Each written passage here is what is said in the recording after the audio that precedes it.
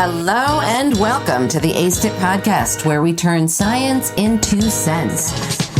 This is the lucky 13th season of ACE-IT, and we could not be more proud to deliver the rich scientific content to you in a usable and understandable way.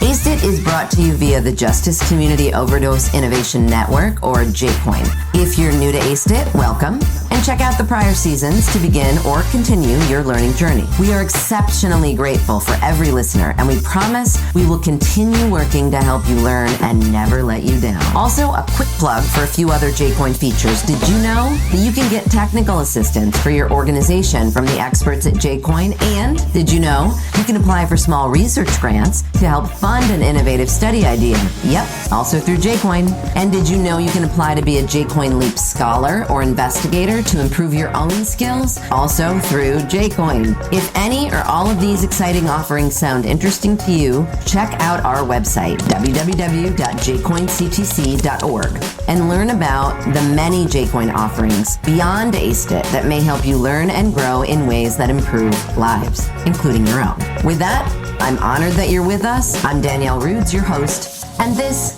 is ACE-IT. Welcome back to the ACE-IT podcast.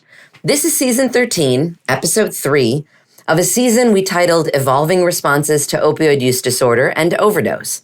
This season, we're examining the shift in prevention, treatment, and recovery strategies in response to the ongoing opioid and overdose crisis in the United States and beyond. From emerging clinical approaches to peer-led efforts, we're highlighting the many ways individuals and systems are adapting to save lives and support recovery. In today's episode, we're diving into the world of residential and inpatient rehabilitation.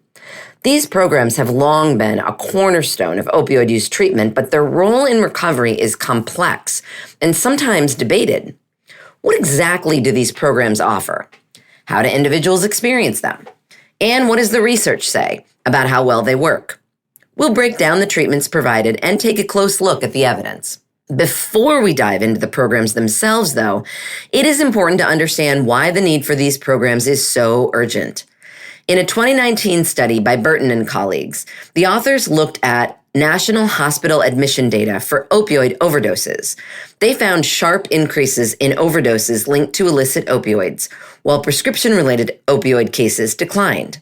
What's most alarming is that the odds of dying during hospitalization increased each year for illicit opioids by 8%. And despite the decline in overall cases, prescription overdoses by 6%. Individuals who are admitted to hospitals after an overdose are becoming increasingly high risk. That's where inpatient and residential programs become a vital next step. Inpatient or residential programs are designed to give people safe and structured spaces to focus entirely on recovery. They provide 24-hour medical supervision and support. While inpatient programs can differ by state or jurisdiction, most offer a combination of medications for opioid use disorder, behavioral therapies such as cognitive behavioral therapy or contingency management, and other support services. This integrated approach gives individuals the immediate stability they need, but also provides the tools they need to sustain recovery after they leave the treatment. But in practice, treatment doesn't always look the way it's supposed to on paper. In a 2021 study conducted by Kreutzberg and colleagues, they explored the lived experience of people with substance use disorders in Nebraska. Their findings revealed a critical gap between the ideal model of inpatient care and individuals' experiences. Many people never even got connected to inpatient or residential programs in the first place. After being hospitalized for an overdose, they were often discharged without a referral. They left feeling stigmatized by healthcare staff and unsure of where to turn next. For those who considered treatment, barriers like extensive waitlists or limited time to make a decision often stood in the way. Once admitted, individuals found significant value in peer support and the chance to better understand their substance use disorders. These mixed experiences raise an important question. Even when people do make it into residential or inpatient treatment, does that structured environment deliver promising results? Well, the evidence paints a complex picture. In a 2011 study conducted by Day and Strang, they directly compared opioid detoxification between those in inpatient versus outpatient groups. They found that inpatient settings were significantly more effective in helping people complete the short-term process of withdrawal, with a successful completion rate of 51.4% in the inpatient group, compared to 36.4% in the outpatient group. However, this was only significant in the short-term outcomes.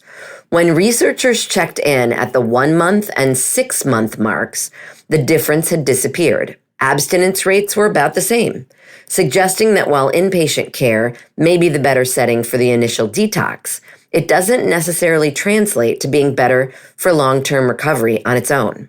This suggests that while an inpatient setting may be more effective for achieving initial detoxification, it does not guarantee long-term recovery. This question of long-term outcomes becomes even more important when we look at risks like overdose and hospitalization. A massive 2020 study by Morgan and colleagues followed more than 37,000 people with opioid use disorders who also initiated treatment with inpatient care and/or medication for opioid use disorder. They found that those who started outpatient medications for OUD had the lowest rates of overdose and hospitalization over the following year. By contrast, almost every form of inpatient care, whether short-term, long-term, or even when followed by MOUD, was linked to higher risks of negative outcomes, including subsequent overdoses. This might seem really discouraging for those considering inpatient treatment, but what these studies really highlight is the complexity of recovery. No single program works for everyone, and inpatient programs are no exception. Still, they can serve as a critical starting point in an individual's journey. For some, the value may lie in the stability of a structured environment that will help distance them from daily stressors. Others might find strength in the community and peer support they build inside.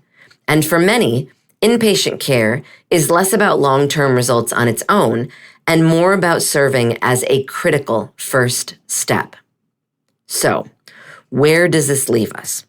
Residential and inpatient programs provide structure, safety, and in many cases, a vital lifeline for people in crisis. But research reminds us that their impact is mixed and long-term recovery often depends on what comes next. In our next episode, we'll look at outpatient counseling programs. So if you're wondering how recovery might be sustained outside of a facility, be sure to join us next time on ACed It. Thank you for listening to the ACed It podcast. We love hearing from you. So if you have comments, topics to suggest, or some science you'd like us to cover in a future season, please write me. Danielle Roods at Sam Houston State University in Texas. My email is droods@shsu.edu. And of course, thank you to the Justice Community Overdose Innovation Network, or JCOIN's Coordination and Translation Center, funded by the National Institute on Drug Abuse, housed at George Mason University, where this podcast originated. Thank you to our fabulous and amazing scriptwriters, and also my fabulous and amazing doctoral students, Bryce Kushmarek-McCune, Jalen Magana, and Caitlin Bauer. And a huge and heartfelt thank you to the team at Slonky LLC for their wonderful production as always. Tune in again soon for another episode and even a whole nother season of ACed It.